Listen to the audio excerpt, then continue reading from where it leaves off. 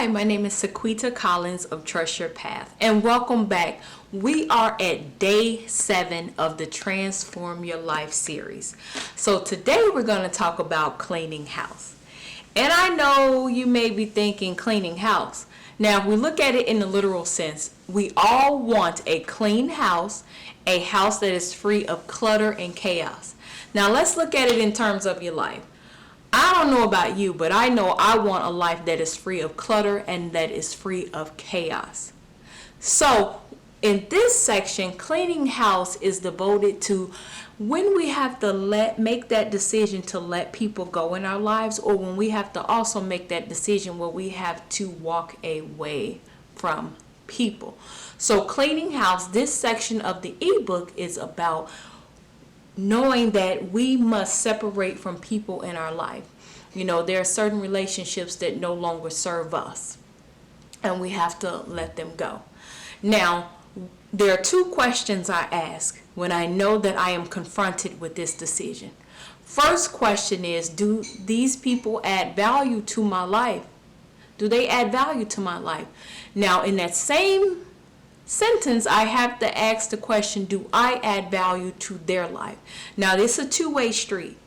And the answer to these questions both have to be yes. You cannot have no and yes or yes and no. It just won't work.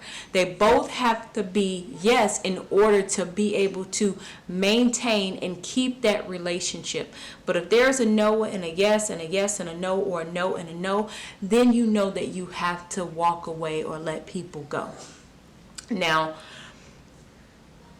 when we're talking about your life, and especially when you get to a certain age in your life or a certain point in your life, then you have to be very conscious of who you are connected with. You have to be very cognitive of the people that you have around you. Now, how do you know when it's time to let people go? It's 4 things I want you to look for.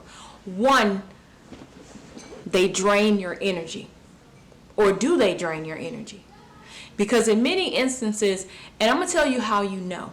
1, when they call, as soon as you pick up the phone, they may bombard you with all the problems and things that they have going on in their life. So many times you're not even able to get a word in edgewise. Now, the thing with that is, I guarantee you, commercial break. I guarantee you, for people like this, you have a designated ringtone. I know somebody out there has a designated ringtone. So you know if your phone's in the kitchen and you're in the living room, or vice versa, and that ringtone comes on, then you know whether you're going to go for your phone or whether you're going to continue to do what you're going to do. So if they drain you and they always bombarding you with their issues, and you have to think about whether you want to pick up that phone call, then it may be someone that you have to think about possibly letting go or walking away from. 2, they crush your dreams and your vision. So you may share with them your aspirations and the things you want to do, and they may not believe in you. They may not think that, that what you're thinking about doing is even, possible. And a lot of times it's because they can't think more than where they are, or they don't have the visions, or they don't have a dream that they want to accomplish. So if you have people like that in your life, that when you talk to them, you kind of lose your confidence, or you kind of just, I don't know, maybe it's not, you kind of second guess yourself, then someone that you may be time to let go. 3, you've outgrown them, which means that some of the conversation you have is just no longer interesting. Some of the things, they're still talking about things that you were talking about last year, 5, 10 years ago. And now all of a sudden, because there's a transition going on with you, that when you talk about those things with them, mention them, they just no longer serve you. So that's another reason, another way that you know that it's time to let someone go. And 4, you may revert back to your old ways. When you talk to them, you may go back to gossiping. You may go back to using foul language, cursing. And then when you get off the phone with them, you feel bad. You feel bad because, that's not you anymore.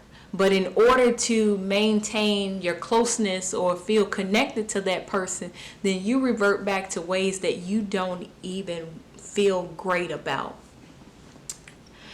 And I will tell you that it's not easy, but it does get easier as you get older, or as you're on this journey of life, when you'll know when there are some certain people that you're just gonna have to let go, that you just, you just can't serve them anymore, and they can no longer serve you. Now, I'm gonna give you a bonus, 2 bonuses. One is this term, you can't go back home to live. And when I talk about you can't go back home to live, I will tell you that what you can do. You can go back home to visit. You can go back home to help. You can go back home to express your love, but you cannot stay. And many times, and what I'm talking about is like, sometimes if you moved away from the old neighborhood, or if you've, moved away from the family. Many times you can't go back home to live, which means you can't live in the same area because your values have changed, your beliefs have changed, and many times if you've moved away, you have a whole new culture, a whole new way of life. And when you go back to the old neighborhood, in the beginning it may be fine, it may be cool, you're catching up, you're having a good time, but I guarantee you by day 3, it's just not going to be the same. So you can't go back home to live, but you can go back to visit. You can go back to help. You can go back to love. But know that you cannot stay. I will share with you a personal experience. And this is when letting people go gets a little tricky, and it gets a little, and it's hurtful. Is when it comes to family, because many times you may have to let go of a parent, siblings, children, and other family members. I can share with you my experience. In my experience, I had to let go of a parent. I had to let go, walk away, both of them. And it's not easy, and it will hurt, and it is a transition. But many times, anyone who has made that decision know that they had to make that decision so that they can heal, so that they can grow, so that they can transform into the woman or man that they need to be for their family and for society. And my experience is I have to let go of a parent. And it's difficult. And when you have to let go, one thing I can tell you is that when you have to let go of a parent, the entire dynamics of that parent's, on that parent side of the family changes. Because many times when you decide to let go of a parent, you're letting go of your parent siblings, your aunts, your uncles, your cousins. And if you have grandchildren, spouses, they're also affected in a way. But I just want you to know that if you have to let go when it comes not just to friends but to family, that it's okay.